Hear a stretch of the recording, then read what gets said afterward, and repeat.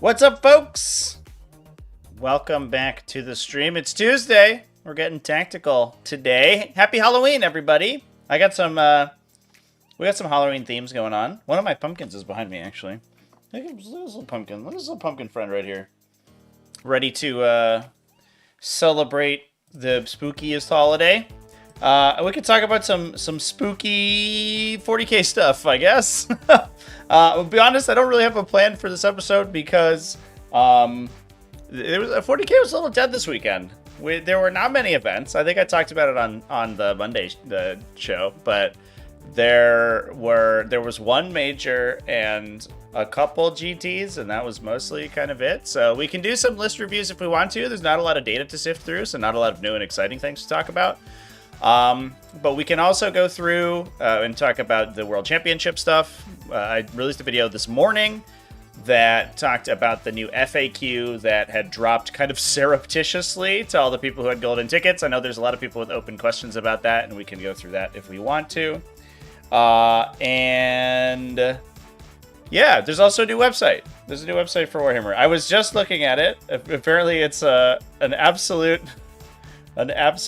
crap show, which amuses me endlessly. I looked at it momentarily earlier this morning when it originally came out, and it is very funny. The kind of I don't know, the level of weirdness with it. This even has. I think I'm gonna get rid of the crop on my screen here because it's hard to see the website because it's so wide. Why is it so wide? Everything is so far away from each other. Let's fix that. If you hadn't sort of experienced this website on the first time jumping in too, it put you in a queue when you loaded into it, which so you had to wait to visit the website. Like, it was so important that you weren't allowed to go onto it for the first 60 seconds. You had to sit there and look at it. It's very wild.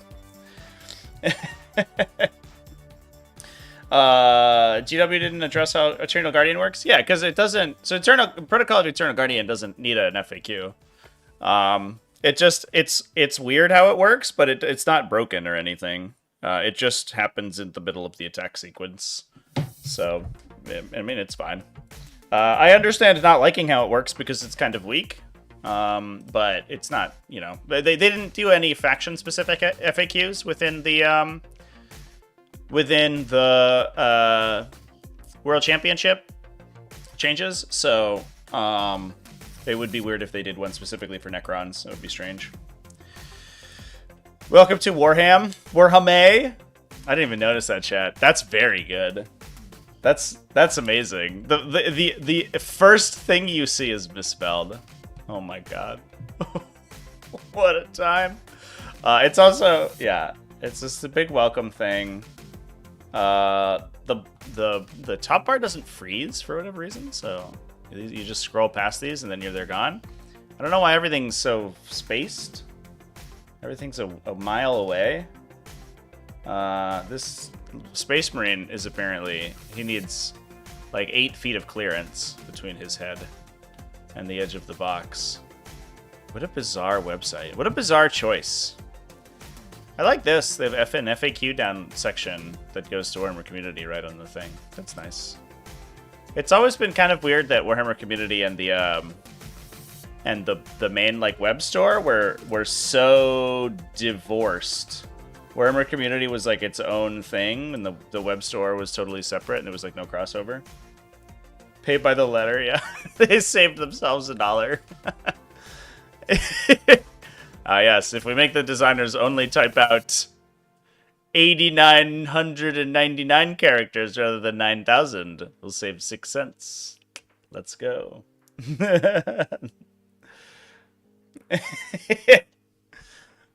For folks who didn't like the redesigned logo, wait till you see the redesigned website. Oh my god. Hey, we got the new X logo on there too. That's good. That's good to see. It's Twitter. I don't know if I'll ever change my website to remove the Twitter logo. The Twitter logo is so good. The X logo sucks. Feels like you're selling adult toys. I don't know. Someone was saying as well that there were units missing. Shop by faction. Can you see this? Not really. Space Marines, Armies of Imperium, Armies of Chaos, Xenos. Space Marines are their own faction. They're different from Imperium, apparently. But I guess that makes sense, because Space Marines are like 40% of the range, so it is what it is.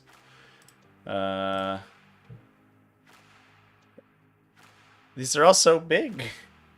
Everything's so big. Why is it a tiny picture, but a huge listing with tiny font? That's wild.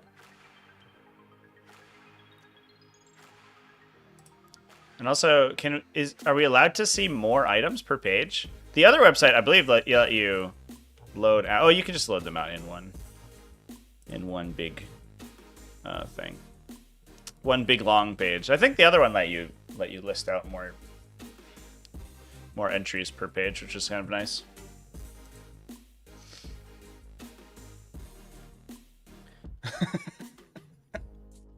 Yeah. Do you think this is you think this is from like a Squarespace template or something? Is that where they got this? It kind of feels like that. It's got that vibe. It's just a drag and drop kind of deal. Which, to be fair, I have no problem with, unless you're a $1 billion company, and then I'm gonna make fun of you for it. And then also everything's out of stock, so that's good. Somebody I was on following on Twitter was tweeting, or X, I guess, on X, was tweeting that they're like, well, new website, same old stock problems, so you still can't buy anything off of it, which is like totally fair. Are Neurolictors in stock? Can you buy Neurolictors? Nope. Of course not.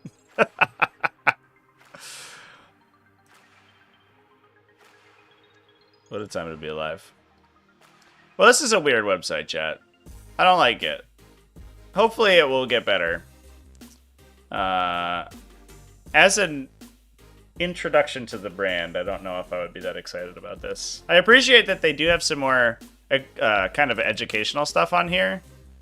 Like they had a whole thing about like learn about the lore of all the armies and stuff, so you can choose what you want to play. And I was like, I liked that, because that's something that the old website didn't really have. It was just a web store.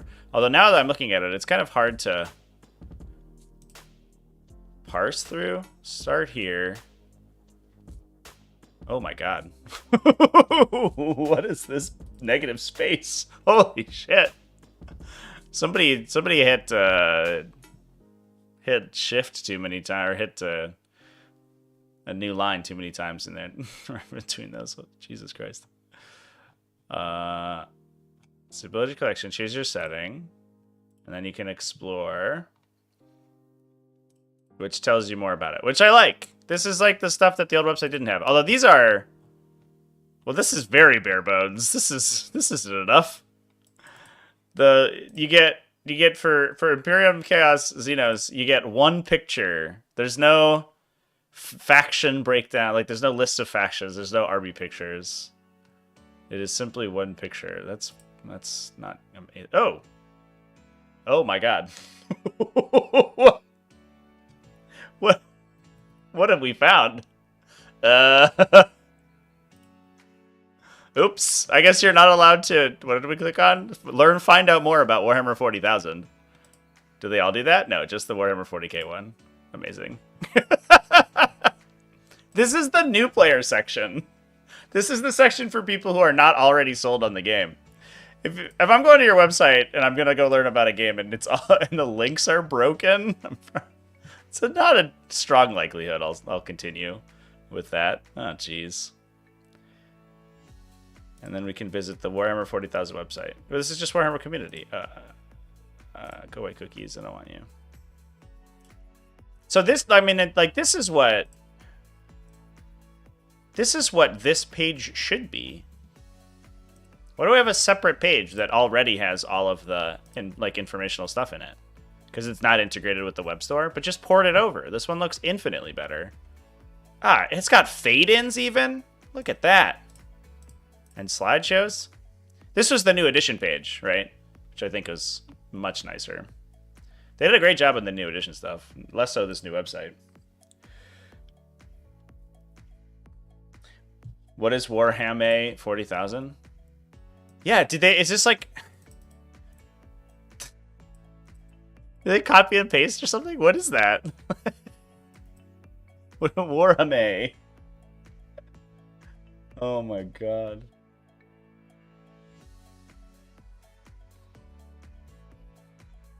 Forge World is in it? Is it... Like, how do you find Forge World stuff? We go to forgeworld.com. Does it have the same profile? Same, Uh-oh. What have we done? Chat. Is Forge World dead? Did Forge World close? How will I buy my Hierophant Biotitan now? No! Oh, this is Warhammer Plus. That's not what I want. Is it just... Are the Forge World options just on here? Let's look at an Astraeus. Oh, they are on here. Okay.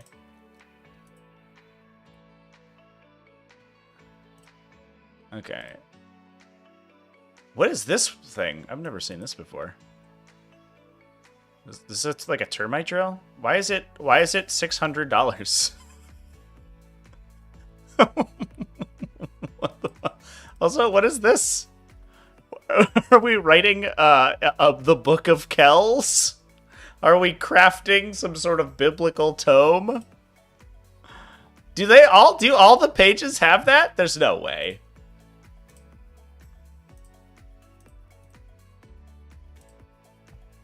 Oh my god, they do!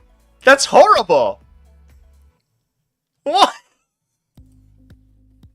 This is your web store, Games Workshop. This isn't an in-universe publication.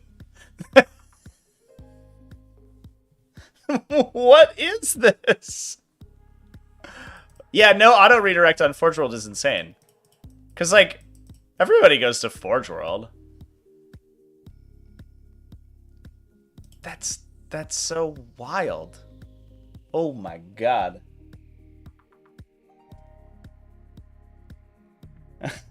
Damn Legion, how's it going? Thanks for coming and hanging out. We're having a kind of a chill stream today. Because there's not too much competitive 40k to talk about this weekend. So we're talking about we can talk about some lists, chat, if anybody has a particular list they wanna dive into. But mostly we're just gonna be sort of poking around. I'm sure we'll have regularly scheduled broadcasts tomorrow.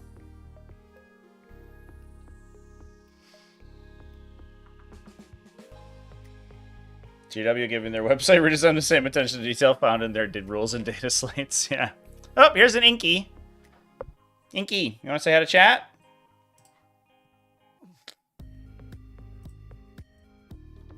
Or you're gonna be shy? Come on up. Oh no. She doesn't want to. Here you go. Oh, there's a cat. No. Aw, you're very shy today, huh? Okay. Shy kitty.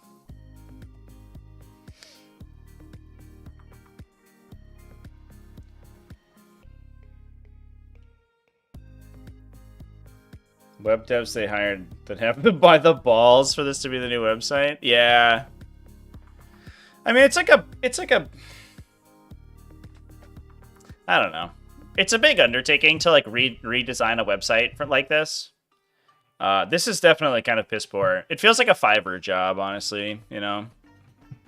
Where you give somebody, you know, like a couple grand and you're like, "Hey, can you build a website?" And this one dude's like, "Yeah, sure.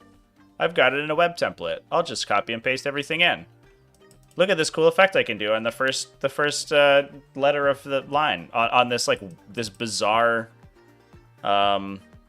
information box down here that's like not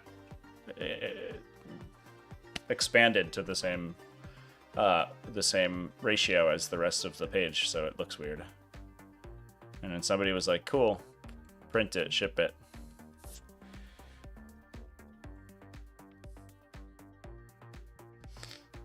I'm not wearing a costume. I'm not wearing a costume right now, chat. No, I'm wearing the costume of 40k YouTuber. I'm pretending to be one. How does the GW Attorney FAQ interact with the Battleshock abilities? I don't believe that there is an interaction. I don't think that anything is different than normal. It's my knowledge. I haven't found a dark mode option yet. Yeah, I wonder what happens if I turn my dark mode on. Stone nothing. Oh, I guess I could,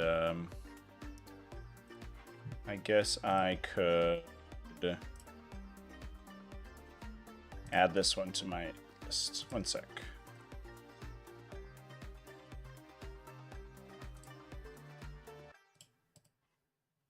Is this Warhammer.com? Yeah, let's do that. Let's put it through my dark mode app and see what we get. Oh, that's much better, right?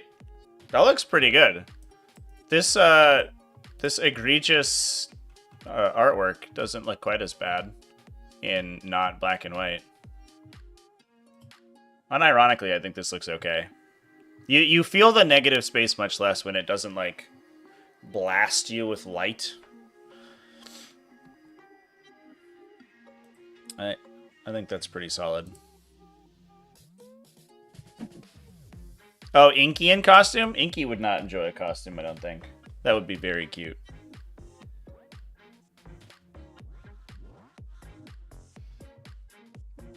Yeah, it is too much white space for sure. It's also thematically appropriate, you know, for to have the dark mode. You just need the icons to be reversed, and I think like mostly it would be fine. You could even do these in white so they mesh with the picture, and that it wouldn't be too bad. They would like kind of highlight them, which would be nice. Yep. All right, that's on the list, chat. Proposed changes to the Games Workshop website: fix the spelling of your literal brand. Add a dark mode. And fix the links to your introductory pages. Do basic shit. GW should pay you for that? 100%. I agree. I'll support you. Just like submit an invoice. No big deal. Damned Legion, 30 cultists, 20 rubrics, 10 scarabs, Hellbrute, Malarfiend, Predator, Magus, Air, Exalted Demon Prince, Allied Knight, Tyrant for 3,000? For 3,000? 3,000. I don't know what you do at 3,000. I've never played a 3,000 point game in 10th edition. Which one is the Tyrant? That's the big one? I think you take Rapid Fire Battle Cannon Knight. Because 3,000 points you get so many, what's the word? You get so many Cabal points, you can throw out the Twist of Fate a bunch of times. Or not a bunch of times, like once, plus maybe once for your Lord of Forbidden Lore. So you want the high volume shooting from your allies. Knight Tyrant is the Volcano Lance guy. Yeah, it's the Dominus chassis. Yeah, I would take a Despoiler, probably, with the battle cannons. I like that a lot. Here's a Tyrant, by the way. I'm in Wikipedia today. This Despoiler is the double gun guy, right? I'm not crazy. Reaper Chainsword, Titanic Feet, Warp Strike Claw. You can replace the Reaper Chainsword with a battle cannon and then take another battle cannon. So you could get like a billion strength 10. The downside of the battle cannons is that their AP sucks, but it doesn't matter if you can just strip saves off people and then they just one-shot like whatever in the game. Anything that doesn't have an invuln save just gets one-shot by this guy basically. Even if you're winning on 5s, you usually put so many hits through that it doesn't really matter. So if you're allying a knight, I like that combo. You could also do it with like Wardog Executioners. Although it's not quite as good, because they don't like trigger their own rerolls very often. Only stuff below half strength, which they're probably just going to kill anyway. Yeah. 3,000 points, I would try to push like as many... I'd try to push like tons and tons of Cabal points, probably. Should play a 10,000 point game on TTS? No. No, thank you. There are people who do that, and I appreciate those people. I think we raided a channel at one point on Twitch that had, they were playing on like a 10 foot by 10 foot like cityscape. It was like a huge board. This is on TTS obviously, and like everyone had like a 1,000-point army or something, and there were like 12 players or something insane. I think it was 8. I think it was the maximum that TTS could manage. So I think it was 7 Marine players, and they each had like 1,000 points, and then versus like a 20,000 point Tyranid army. It was absolutely nuts.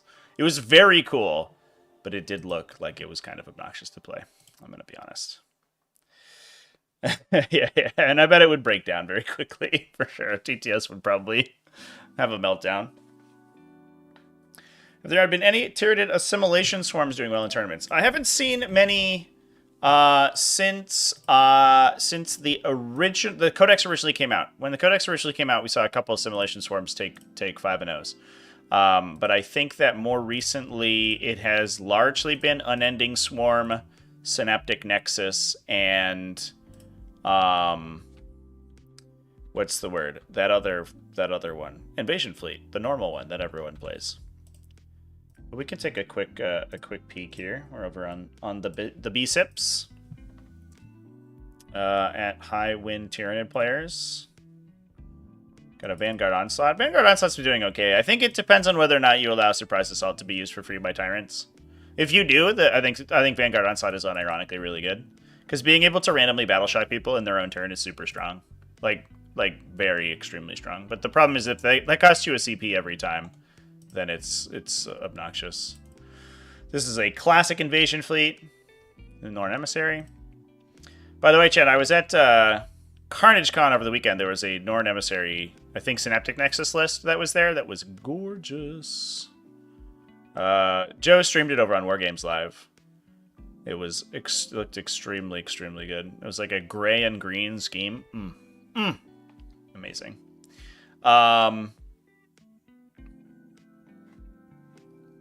Let's see. We've got an Unending Swarm. Yeah, I think it's largely Unending Swarm doing well. Another Unending Swarm. There's just a lot of armies in the game that can't deal with hordes right now. It'll be interesting to see if Space Marines are able to deal with hordes. They've kind of traditionally been the horde clear of 40k, but it might be that they end up not having the attack volume if they're focusing more on utility stuff and Lancers and things like that. But we'll see. I don't know. I think the Space Marine metagame is still kind of up in the air. But yeah, lots of Unending Swarm, lots of Invasion Fleet. So sad to say about the Assimilation Swarm lists. Yeah. The bigger the game, the better the TTS table flip function feels. 100%. Oh my god. If you watched my first ever TTS video, that table flip function got some good use out of it. That was a good one. Good time. Playing Vanguard yourself? Yeah. Vanguard's very good. Vanguard's good, and also Vanguard's dangerous because it's also very fun. And I think that is... I mean, that's great. Speaking personally, I really enjoy the playstyle of Vanguard. I don't like so much that it like focuses on alpha strikes, but I do appreciate that. At least you get fast movement. You're able to sort of jump around. Jump up, and jump down, or whatever, you know? You know what I'm saying? Alright. Let's take a quick peek at the events from this weekend, chat. We've memed on the website enough.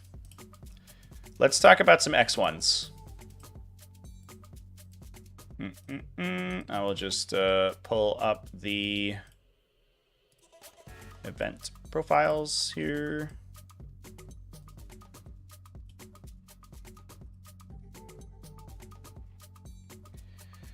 And I will actually reset my display. One moment.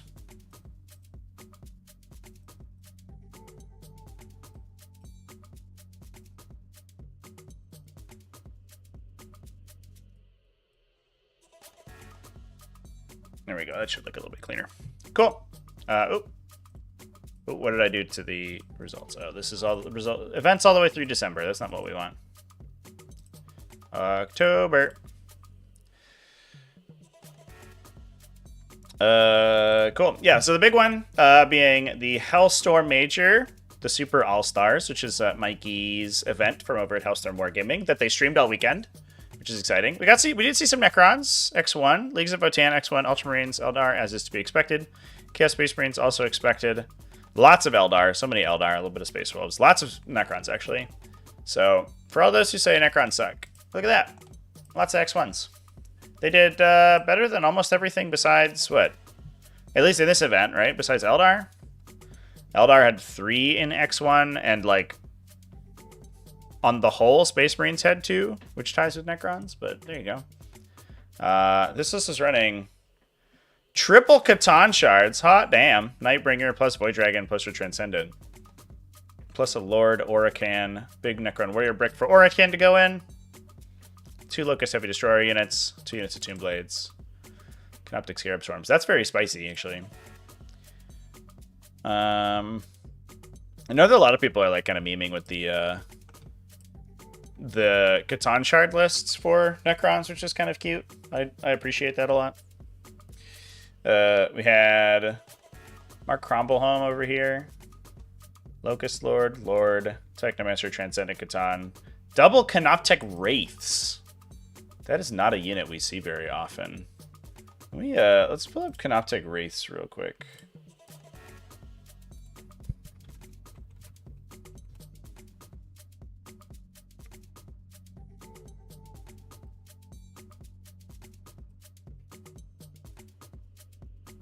Oh, that's not what we wanted.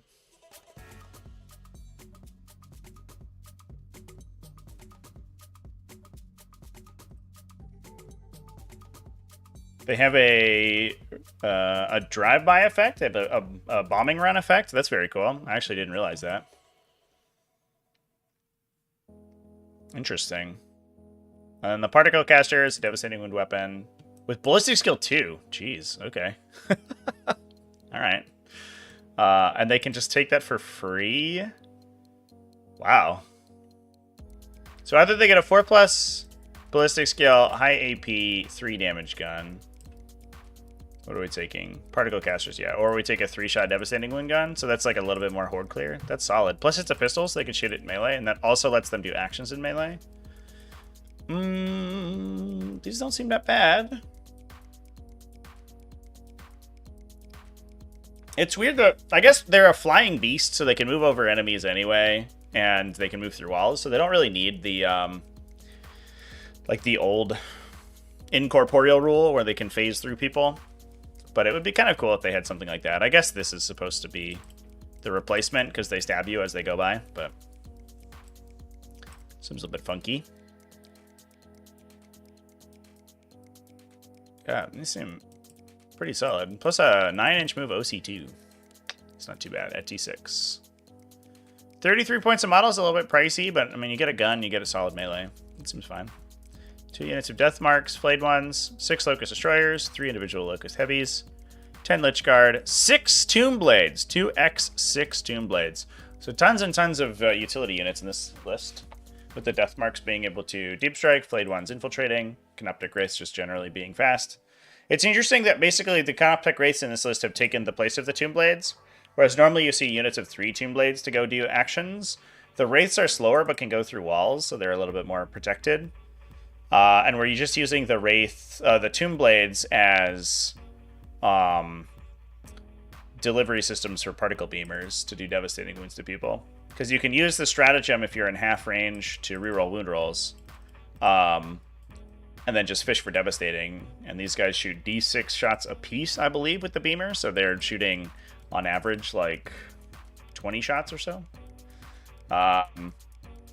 If they have a Sovereign Coronal, which they don't, interestingly, so they don't get the +1 to hit, but they're still probably good for 6 or 7 devastating, maybe 5 to 6 devastating.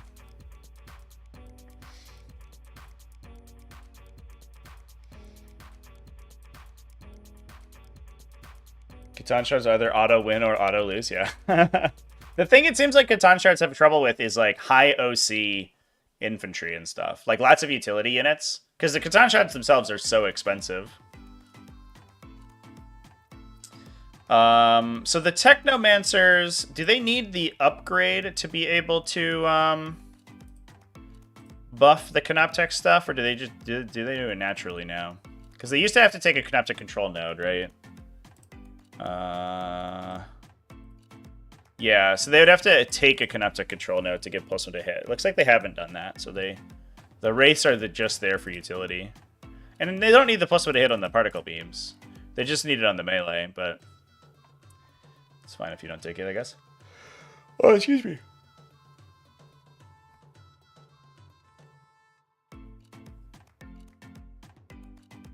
Space Dwarfs did well this week? Yeah. Yeah, we talked about them on the Monday video. Lots of Leagues of Votann undefeated. 2 Leagues of Votann in an undefeated bracket this week, which is pretty nice. That faction's very good. So the interesting thing about Leagues of Votann right now, and I guess we could take a look at the Votann list that's right here while we're talking about it, is that a lot of it's very straightforward. I think if you want a relatively, well, I shouldn't say that. I know there's some math talking about Leagues of Votann being a very, very like high skill cap faction. I think that's simply because they have a lot of kind of weird overlapping mechanics. You need to be able to target your judgment tokens correctly. You have to be able to use your enhancements correctly, and you have to be able to use your transports correctly. If you're able to do that, plus reinforcement effects, if you're able to do that, Leagues of Votann actually just sort of outmath their opponents a lot of times. They have a lot of like maneuverability just in the fact that they are taking teleport crests on Enhir Hearthguard units, so they're going to be deep striking. So you need to be able to use like rapid ingress and deep strike mechanics well. And then you're also probably putting Brokir Thunderkin in strategic reserve. So you have tons and tons of reserves. And then they basically just shoot everybody to death. Once they're kind of on the table and they've used their reinforcements, they're very slow outside of their transports. So they basically just beat you with math. They will just shoot more times, like trade efficiently into you until you die. Like a unit of Brokir Thunderkin shoots like an insane number of grav cannon, grav blast cannon shots that are anti-vehicle. And but the range, and they only cost 150 points, so the damage output from that unit is absolutely nuts, especially once you have a judgment token on you, or 2. And the downside is just getting them into range, but once they do that, they just trade 1-for-1 with you, which is kind of crazy. So a lot of armies will be able to kill Votann units, and will be able to be killed by Votann units, but Votann have so many units that they'll, at the end of the game, just have more stuff than you can kill. Which is pretty straightforward. Once the reserves are on the table, the game plan is very, very linear. Move, forward, shoot, kill, done. Ta-da!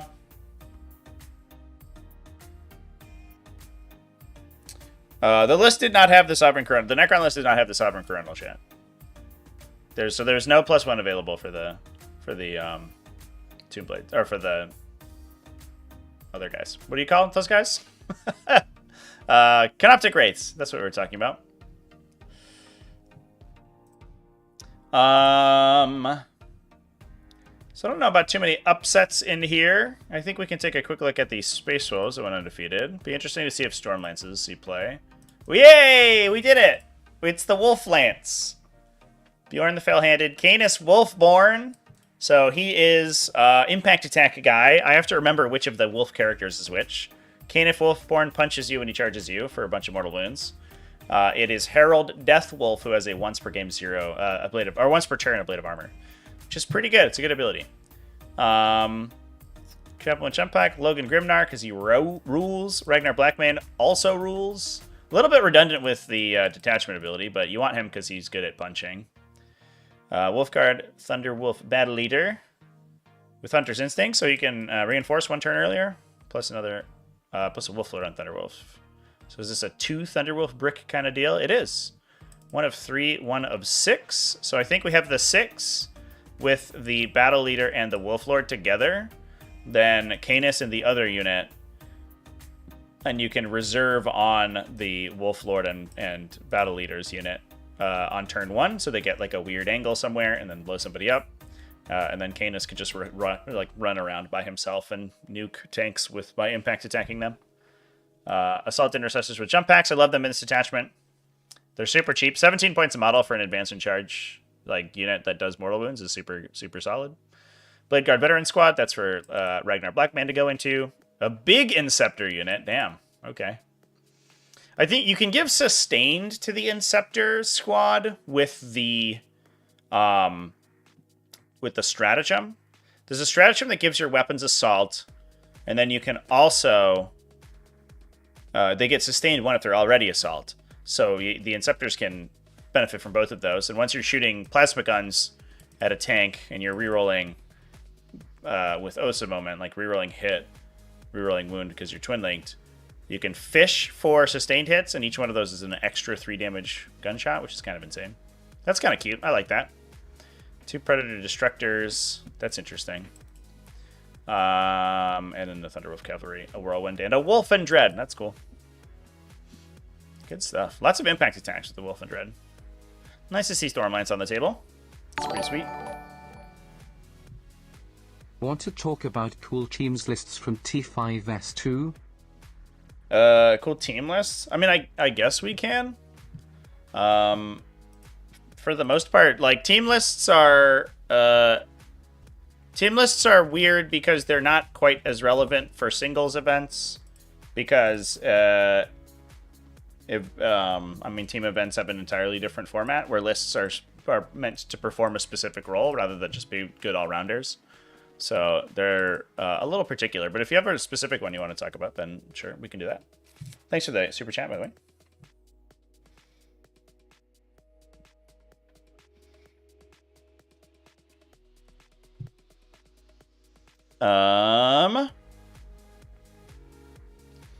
Get some of the other big events. Some of these were last week. Oh, because I said it for last week. What have I done? Chat, that's not how this works. That's not how any of this works. Yeah, there we go. So, Orktoberfest was the other big one. Had multiple undefeateds because it only went 5 rounds for 51 players. Could have gone one more. 6 rounds would have been sweet. Got some Blood Angels. Blood Angels kind of becoming a little bit rote. A little boring, which is kind of weird. You would have expected Blood Angels to be the detachment that you're like, whoa, Blood Angels, that's sweet. Because everyone was talking about how they're one of the worst armies in the games. I'm not sure the Librarian Dreadnought technology had quite been unlocked at the start of the edition. Goes to show you, you can't foresee like sort of every bit of innovation that a community comes up with at the beginning. Usually you see, Blood Angels as being the aggressive jump pack oriented army, and once they move over, once they translate editions, they sort of entirely redefine themselves. And the jump pack infantry in Blood Angels is fine, but not amazing, which is why they weren't that great.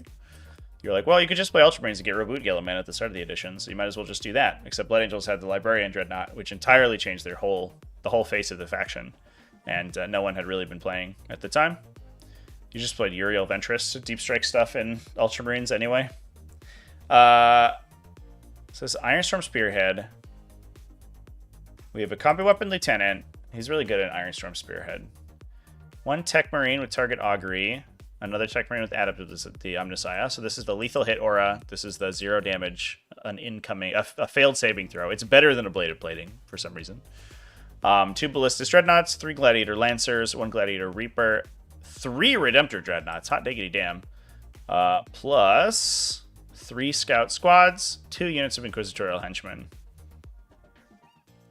So we don't actually have any Blood Angels units. Sometimes you put this in as Blood Angels so that you can take Ball Predators, right? But we're just taking normal Space Marine stuff, I guess. Alright, fair enough. Get me to talk for 5 minutes about Blood Angels being like interesting and innovative. And we just took regular Space Marine units. A little bit of Astra Militarum action going on. 2 Death Corps Marshals, Lord Soto Leontis, Platoon Command Squad, Primera Psyker, Ursula Creed, Katachi Jungle Fighters. I like these new Katachi Jungle Fighter units, by the way, chat. I thought these were really bad at the beginning of the edition, but Scout is a hell of a drug. When you build a list, do you always have a unit dedicated to holding your deployment zone objective, or does that role shift from game to game?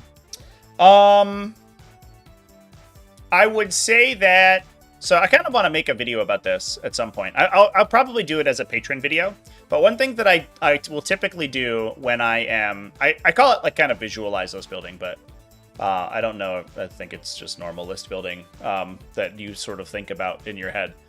But when I build a list, I think about the position of the units on the table to fulfill their role. And usually that there will be units in my army that will be able to hold my home objective while doing the thing they are normally doing.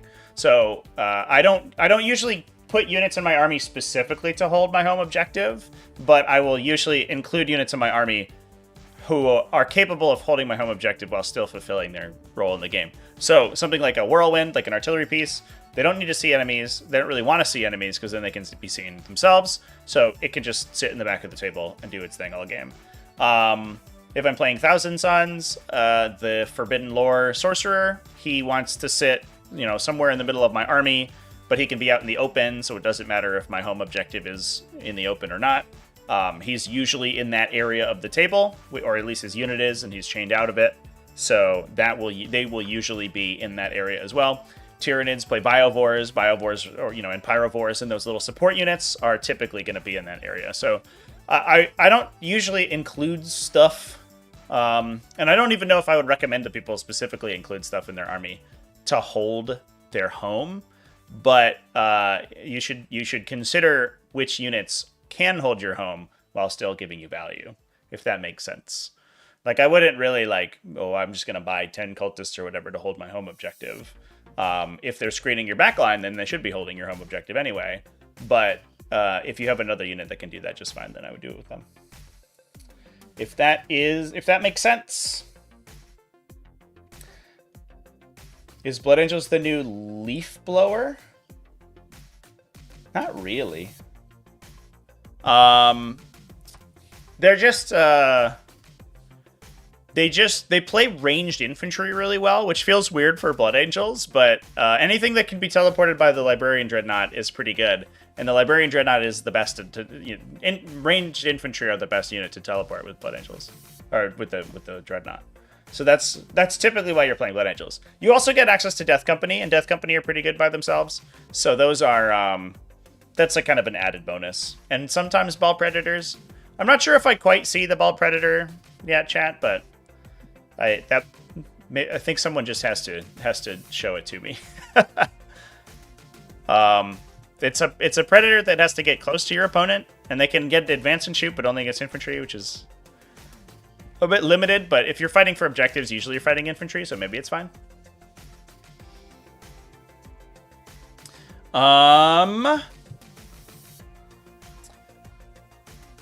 Anyway, yeah, so going back to the Kadish and Jungle Fighters, these guys, I think the Scout keyword just generally ended up being very transformative, so a lot of people are really excited about it. So we're on Kadish and Jungle Fighters a lot with these Militarum armies.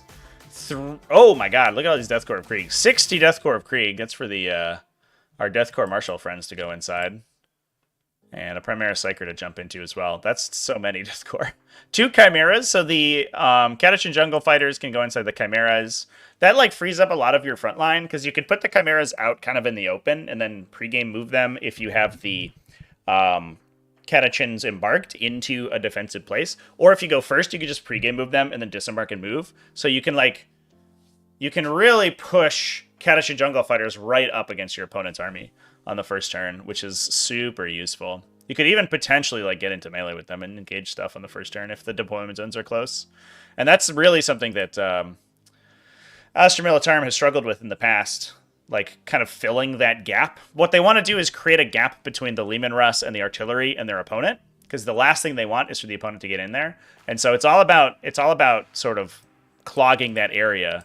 And if you put 20 Kadish and Jungle Fighters and transports and 60 Death Corps there, I think that it does a pretty good job. We then have 2 Vanquishers, 1 Exterminator, a Rapier Laser Destroyer Battery, a couple Tempesta Scion units. No indirect fire at all, actually. This is classy guard over here. Look at that. This is the real men and machines in defense of the Imperium. We're just going to array some battle lines and set up in the middle. Plus an Eversor Assassin. What a cool list.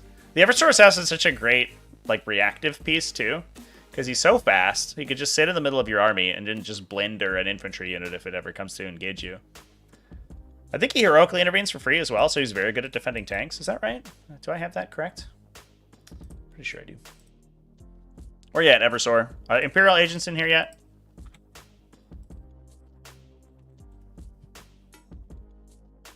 Yeah. Overwatch or heroically intervene for 0 CP. Hell yeah. So he just, like, he stands 6 inches away from all your tanks, or, like, with the tanks wholly within 6. And if somebody charges them, he just gets to also charge back.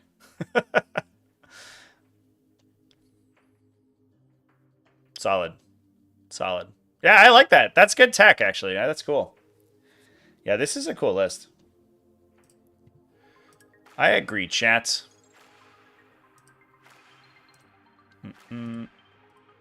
Back here. You have a little bit of Tyranids to talk about.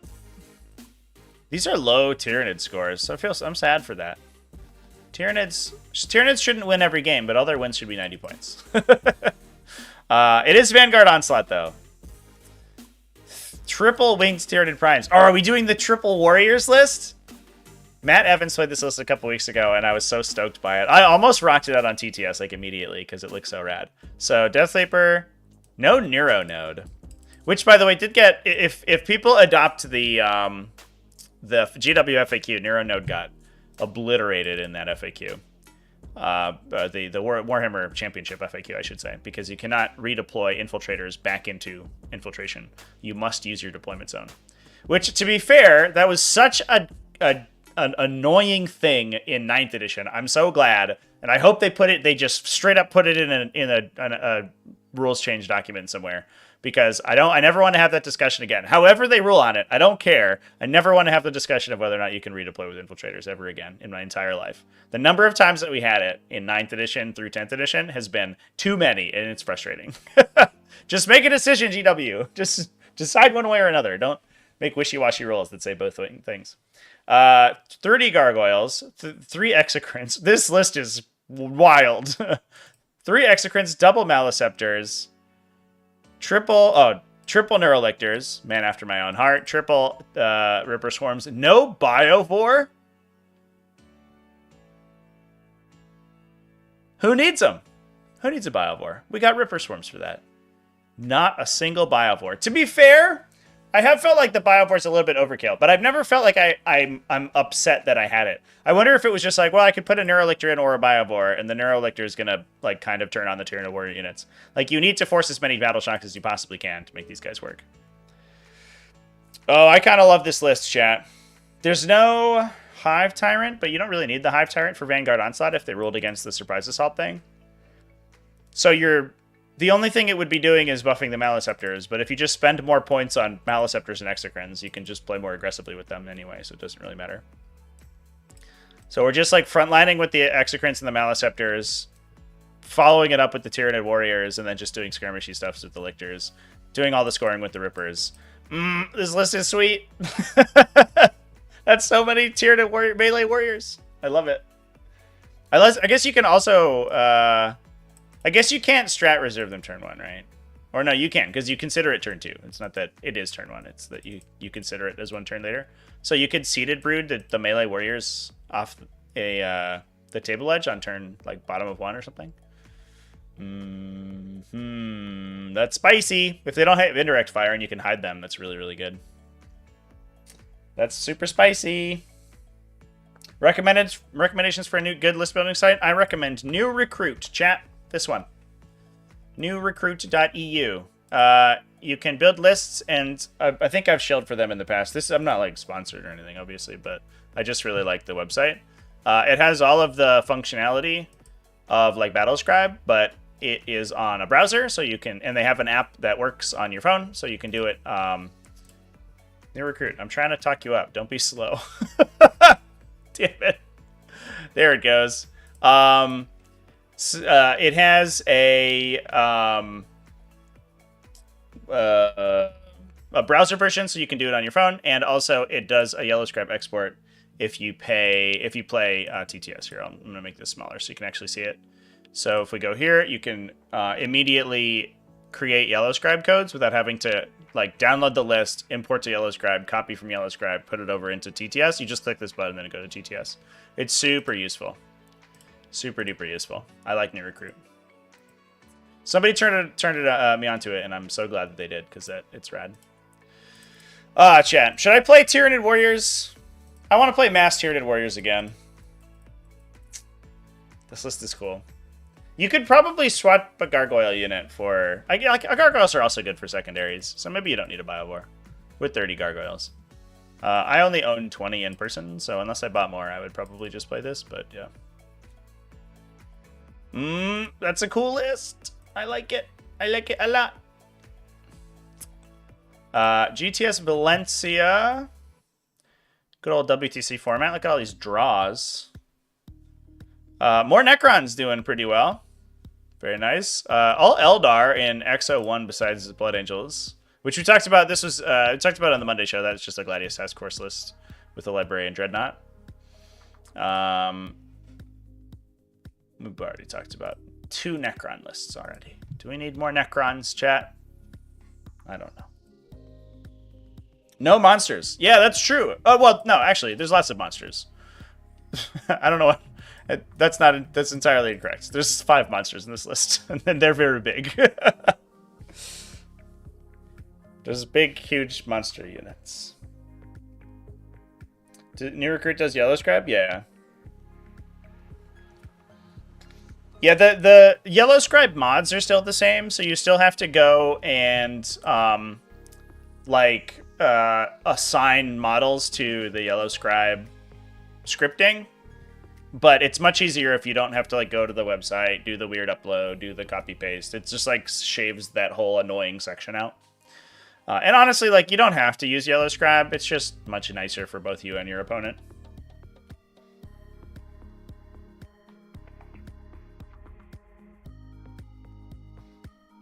Oh, you want me to play no monsters?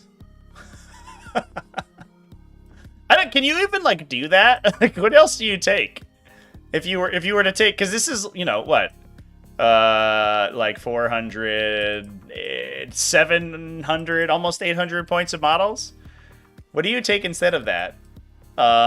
Like lictors, 3 lictors, and some termagants.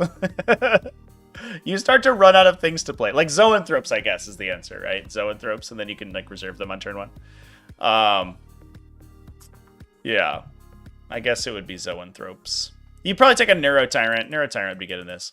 But honestly, I think the faction is kind of built around this unit brick right here, Exocrines plus Maliceptors. I talked about it in my Tyranid video. I think the faction sort of like falls apart from a base level if you don't have these units in it. At least 2 and 2, if not 3 and 2, of one way or another. And even the detachments that don't really have synergies with them are kind of like required to take them almost, which is a little bit frustrating, but it is what it is. Yeah, no Pyrovores, I guess. That is a good call. Which is kind of weird, but Pyrovores are strange. Alright. Anything else interesting from Oktoberfest? A little bit of Genestealer cults going on.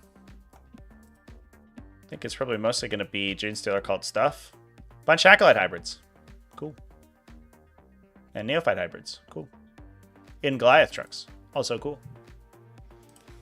Genestealer cults, I feel a little bit bad for Genestealer cults because they were so good for a hot minute. And they don't really have like good list diversity because they were from the get-go, like their roster is very small. I think you're supposed to be able to expand it with Brood Brothers, but the mechanic for Brood Brothers is so bad and is so anti-synergistic with the rest of the army that like they have basically one build. And any hits to the efficiency of that one build really nukes the faction. But it's kind of the same for like Leagues of Votann as well, where they're kind of binary. If their one build is good, then they're good. If their one build is bad, then they're bad. Whereas you want factions to be like Space Marines or Tyranids, or even like Chaos Space Marines in an Eldar, where you have a bunch of different archetypes that you can run. But you need a deep bench, and you need strong mechanics to do that. And I think those factions just don't have those. They are good, but only one variety is good, which is what it is. 18 warriors, 18 ravagers, 18 zoanthropes, 9 pyrovores. Oh my god. Which Genestealer card could ally with the Tyrannid still? That's so weird that they can't, right? It's so weird. You know it would just be a Tyrannid list with 3 Reductive Saboteurs in it, though, right? Like, I think the issue is that, like, I don't know. It's 2 factions with really good lone operatives, and I think it gets really dangerous if they can interact. Maybe it's fine, but like Reductive Saboteurs and like Neurolictors moving back and forth is like, I guess Neurolictors aren't that useful outside of Tyrannids because they only buff Tyrannid units. Is that right? Am I crazy about that? Where's my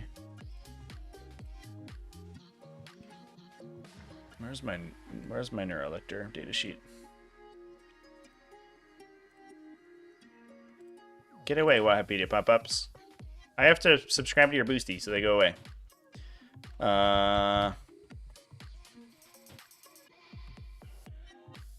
I've been getting away with only playing index fashion so far, so I can still use the GW app. But soon, I will not be able to do that. Yeah, Tyrannid. You guess you give them -1 to hit, but that doesn't really matter so much. It's Tyrannid models that get it, yeah. And they took away the thing where Genestealer cults had the Tyrannid keyword randomly, right? That'd be wild if they did. They for sure have Genestealer cults. Yeah, they do. Sag, yeah. So you can't take Neurolictors, but you would probably take Lictors, and you would probably almost certainly take Deathleaper, right? Or you at least think about it. And you could take like Gargoyles, I guess. Gargoyles are probably just good. And then on the flip side, you could give Tyranids like actually good shooting. And do Achilles Ridge Runners translate over? Would they buff Tyrannid stuff? Nope, Genestealer called stuff. Yeah, so there's not that much synergy. I think you would mostly just be taking endless Reductive Saboteurs in a Tyrannid army. Which would be pretty good, honestly. I think Tyranids would love to have Reductive Saboteurs. They're like, what? We got a free grenade stratagem? We could actually use the grenade strat on anyone in the faction? That would be amazing. Let's do Mortal Wounds, please. Yes.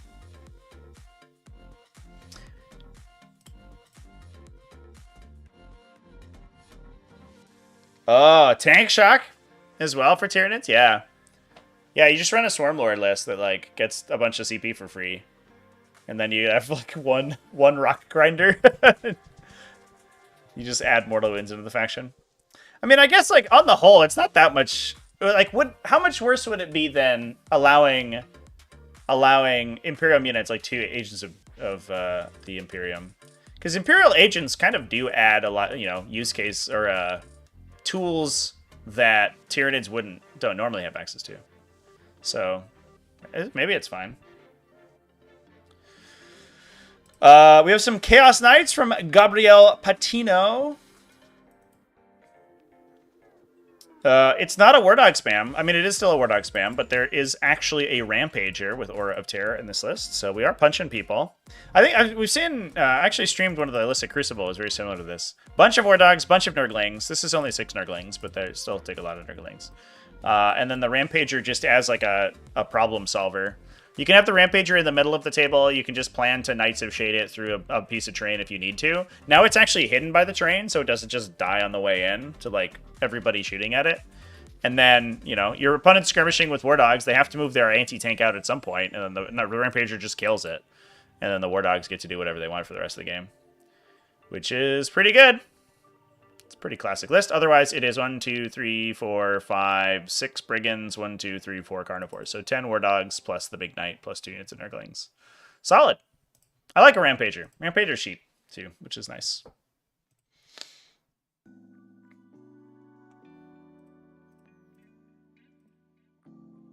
Gale Khan over here. This was 30 people, I guess, which is pretty good. That was Death Guard won it. I actually, if you were on my Purple Channel stream yesterday, I played against a very similar list to this. It was, in fact, almost identical. It had 1 Lord of Contagion instead of 2. And only 2 Rhinos. But it had a Blight Lord Terminator unit instead of the double. It was 1 big Blight Lord Terminator instead of 2 small Dash Rod Terminator lists. But this list is legit. Like, unironically, actually, no, it had the triple Rhino. Yeah, it was the same. It was the same transport loadout.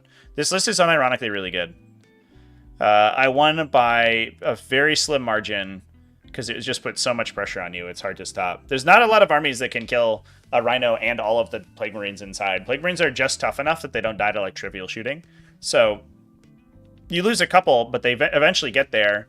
And the Biologist Putrefires, if you turn on the Contagion for +1 AP, they make all of your Plague Knives lethal hit on 5s. So you can like lethal and sustain. They probably wound you on, you know, if they're fighting infantry, they wound you on 3s or 4s. And all of the knives go to AP1. So they just like start scything through medium infantry really, really hard. Plus the Putrefier itself is really good at killing like Space Marine profiles, anything with 2 wounds. They have a blast weapon. It's only AP1, but then it gets +1 AP. Probably wounds on 3s or 2s if your toughness is being reduced. Thanks to the Contagion auras. And then they also get a free grenade strat. So they just like put out, the Putrefiers themselves put out a ton of damage. And they also buff all your Plague Marines. You just have massive numbers of Plague Marines. So getting rid of all of them before the Nurglings in the back just like complete all their secondaries is really tough. This is really good. Chaos Knights is a hard list for Tyranids? Yeah. Yeah, Tyranids, I mean, it's not like the end of the world. Stuff like War Dogs. War Dogs are better at it. Armigers are kind of woefully inadequate at actually killing Tyranids back as well. War Dogs are okay at it. At least their leadership is kind of bad, so the Shadow and the Warp stuff hurts them a lot. But the Big Knight takes so long to take down that it's usually kind of rough. I don't disagree with that. Plus, forcing random Battle Shock checks on Tyranids is also really good. We got some World Eaters at X1 over here, too.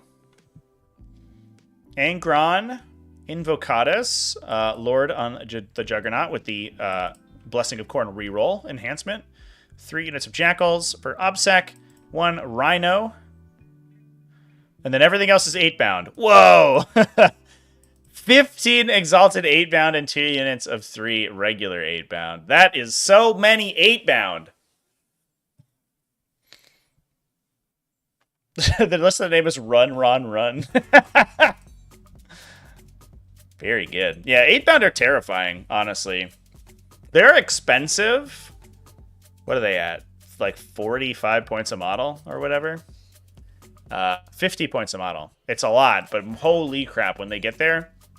And they have a high base movement, so they compound all of the already really strong Blessing of Corn movement effects in a big way. They make it super duper easy to get like turn 1 charges on people, especially once Invocatus is speeding you up as well. I've been impressed by Exalted 8-bound, honestly. 4-1 Grey Knights. We're talking about all the kind of mid-tier factions today. Castle and Crow, Caldor Drago, 3 Blooderhood Librarians. I think you have to have this, by the way. I think that, in my opinion, outside of a couple instances, like you can maybe get some damage in with Caldor Drago, you can maybe get some damage in with Voldus in a Paladin unit. Getting this stuff into melee is tough outside of just rapid ingressing and hoping for the best. But I think in order to deal damage in a Grey Knight's army, you have to have 3 Brotherhood Librarians, and I'll probably die on that hill. I don't think any of the other options in the Codex are particularly good. At killing non-infantry, I should say. They're very good at killing infantry if they have purifiers and stuff.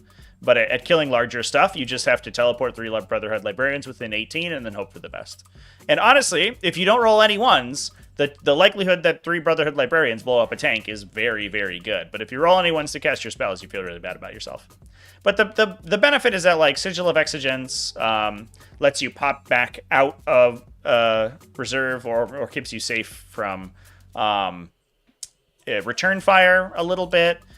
You can use Mist of Deimos to protect them. So oftentimes you'll get 2 activations out of the Brotherhood Librarian teams.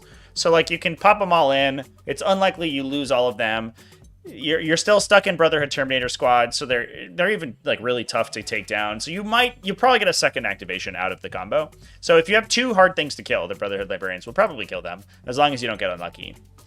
Running 2 Brotherhood Terminator squads, 2 Paladin squads, 1 Purifier squad, 10 Purifiers, but no Castle and Crow. Oh no, just kidding, he's right there. Plus Caldor Drago, and a Purgation squad. Plus Calidus and Eversor for a little bit of backline. So Caldor Drago probably hangs out with a Paladin squad, right? And then we have Brotherhood Librarians in 2 Terminators and a Paladin squad.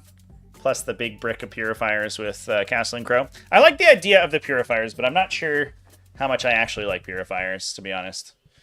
It seems like so many points to kill infantry. They're very good at killing infantry, but it feels like they're killing you. They often kill units dramatically less expensive than themselves and then mostly die because they don't have quite the same defensive tech as Terminators do. I don't know. I mean, most of the successful Grey Knights lists have been running Purifiers, so who am I to judge? All right. Anything else interesting to look at, chat? If anybody has any particular requests of factions that they want me to look at, please let me know. So I think we're just gonna pop a little run through here. Does this never finish? Oh, this is a 4-round event. Oh, it's only a 4-round event. Just kidding. With the top cut. I think these 4-rounders are usually leagues that are ongoing.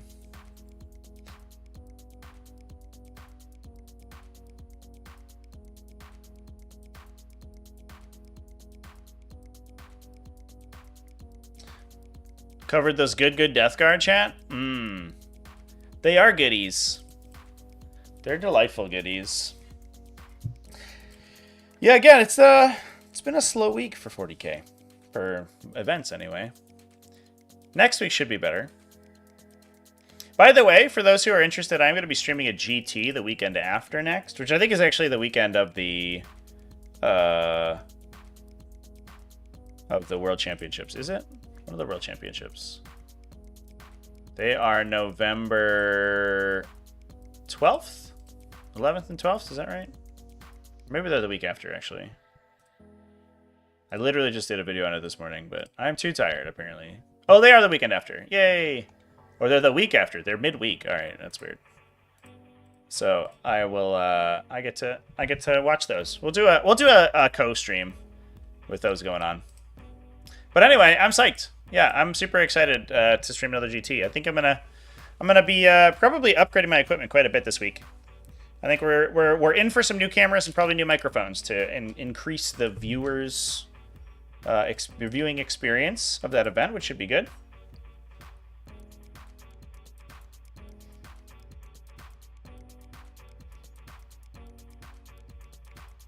Only if there's deadly demise.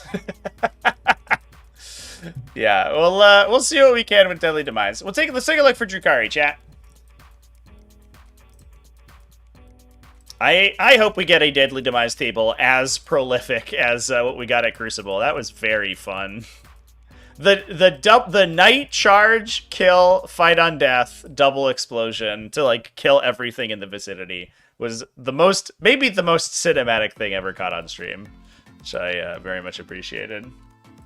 All right, what do we got going on over here, chat? We have a 3-1-1, 3-0. Oh, that's a 1250 list though. Who knows what goes on in 1250? Dragon's Lair open. Oh, this was last week. We can talk about it, right? That's fine. This is a 4-1-1. 1 draw, 1 loss, 4 wins. Table or be tabled.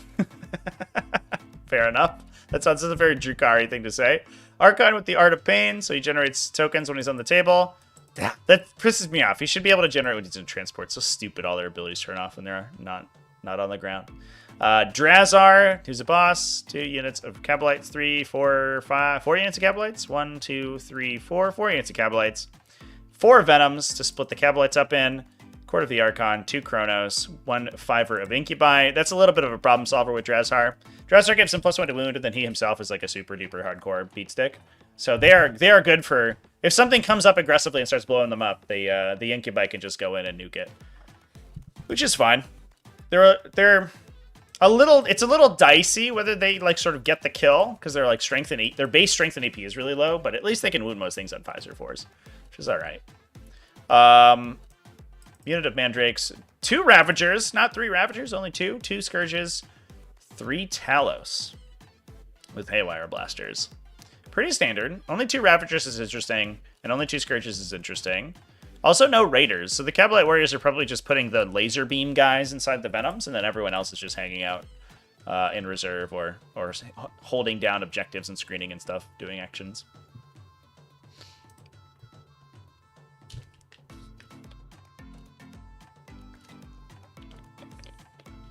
Mary Slaneshmus, 2023 in December. Am I going to stream that?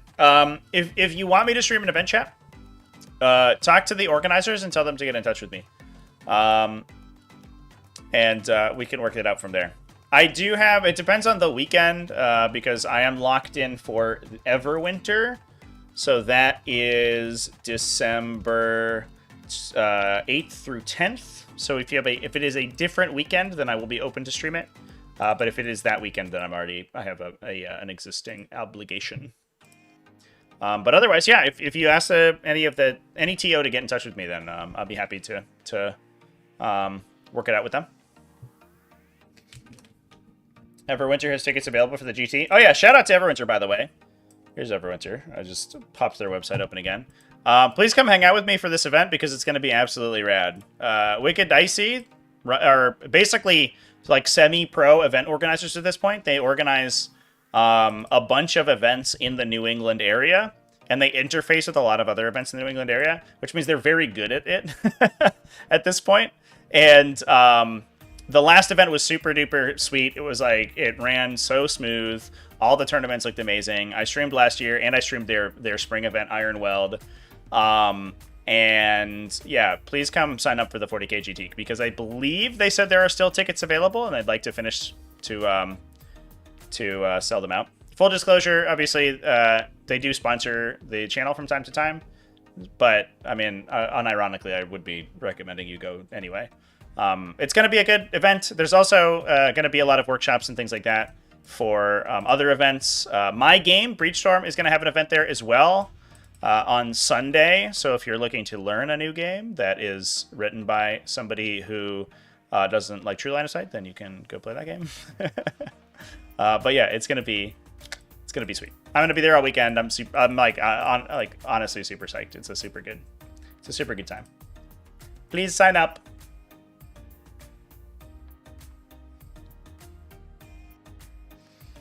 Mary Slanishmus is the week before. Hell yeah, dude. Yeah. If you are a TO or you are in contact with the TO, then yeah, just tell them to get in touch. You can get like through my website or just on Discord or wherever, and I'll get in. Or I have an email on the YouTube channel as well. Any of those is good to go, and I'll get the details worked out. Yeah, I actually have a lot of events coming up between November, December, and next spring. We're gonna do a lot of streaming on the channel, so it's gonna be rad. I'm like so excited. I'm psyched that people are psyched about streaming, which is awesome. All right, chat. How are we feeling? Kind of spoopy. If anybody has any more lists that they want to look at, I guess there was a request for Black Templars. We can take a quick look for Black Templars and make sure that we're not missing any.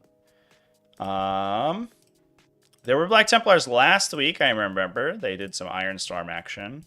But we'll see if we had any this week that we can look at. Yeah, looks like there are some 3-0 Black Templars and RTTs. Alexander Lebrant. 3-0 with a Gladius Task Force. Wow, not even Righteous Crusaders. Okay, we're taking the Apothecary combo.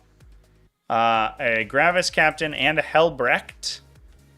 3 Crusader squads. I think we talked about a list similar to this previously, where it basically just used the the Crusader squads to build space for the aggressor brick. So you would like scout move the Crusader squads forward, assault doctrine, push them into melee, and then take up like sort of shoot with the aggressor team. And then you had a catch-22. You either dealt with the infantry or you dealt with the aggressor team, and you probably didn't have the chance to do both. So it's using like the really powerful Black Templars melee units to screen for all of the Gladius Task Force shooting stuff. So 2 Gladiator Lancers. These are the Black Templars ones, so they get the multi-meltas on top. An aggressor squad, a Sword Brethren squad, a Repulsor Executioner. Do we have a delivery system for the Sword Brethren? I guess it's a 5-man, so you could put it inside the Repulsor Executioner, which is cute. And then 2 scouts and 2 whirlwinds. Yeah, that's cool. Yeah, I think we've seen some lists like that. It's kind of a hybrid between the classic Gladius Task Force and the Righteous Crusader lists. That's what I talk about cool. What's the word? Cool, like innovation in these factions. I think it's cool to be able to like, I don't know, play in a different detachment. That's why everybody needs detachments. More detachments for everyone, please. That would be cool. We're getting them, slowly but surely. We'll get more Adeptus Mechanicus detachments. That's what I'm excited about. So they can play more than just 3 units of 6 breachers. Hope for the best. This is another Black Templar's Ironstorm Spearhead that went 3-0. Combi Weapon Lieutenant with Master of Machine War. So he advances and shoots all the vehicles around him. Target Augury Web Tech Marine, plus an Adept of the Omnissiah Tech Marine, 2 Ballistus Dreadnoughts, 2 Black Templar Lancers, 1 regular Lancer. We were out of 5 points, so one of them had to ditch the multi-melta. That's funny. 2 Inceptor Squads for utility, 3 Redemptor Dreadnoughts, all in on the Redemptor Dreadnought build. Let's go. Plus 1 Scout Squad and a Calidus Assassin. Pretty solid stuff. Kind of classic Iron Storm Spearhead kind of deal. Lancers. 3 Lancers is so many. 2 Lancers feels like it's not going to spike quite hard enough, but 3 Lancers probably kills whatever it cheats at. And that's dangerous. That's dongerous. All right, chat. I think we are we're kind of listed out at this point. So I think we're going to cut this one a little bit early today. And hop off. I'm going to hop off. So I want to thank everyone for coming and hanging out. A little bit of a slow week this week, but next week I think we're going to have a lot more to talk about. We got some big GTs happening next week. Obviously, I'm going to be streaming all week, or weekend, I should say. Plus, we're going to have some World Championships hype as well. So this is kind of I mean, we got a holiday. Everybody's going to go hang out. I'm going to go to a party after this. It's going to be sweet. But next week we're back nose to the grindstone. We're grinding those Warhams. And we're getting the big W's. It was funny. It's a funny day for the Warhammer website to roll out because it's very extremely bad. But yeah, thank you everybody for chilling with me. Nurgle Matt as well. Thanks for hanging out with me. And I'm gonna go ahead and turn this thing off. I will have some videos coming out for for some tutorial videos. I'm gonna have a rules video. I think I'm gonna do one on Devastating Wounds because Devastating Wounds got that recent change. I saw a couple games where people had some really big confusion about that, and so I think talking about Devastating Wounds and all the things that trigger it and all of the rules implications thereof is going to be a good thing for people to know. So that will probably be a video this week. In addition, I'm gonna have the next part of the rules series out this week as well, and we're gonna have lots of cool streams. I have a stream first thing tomorrow that's gonna be the Black Crusade Online Finals. It's a 30-person GT on TTS. That's gonna be over on the Purple channel. It's a sisters mirror, chat. Sisters versus sisters. That one's gonna be a good one.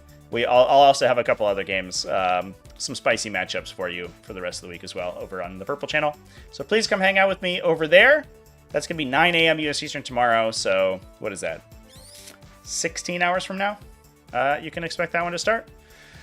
And otherwise, I'll see you around. Thanks everyone for hanging out with me. Remember to keep it classy, folks. Have happy wargaming and all that stuff. Am I dressing as a tyrant for Halloween? Of course. A wing type tyrant with my little wings. Thanks everyone, and I'll see you around.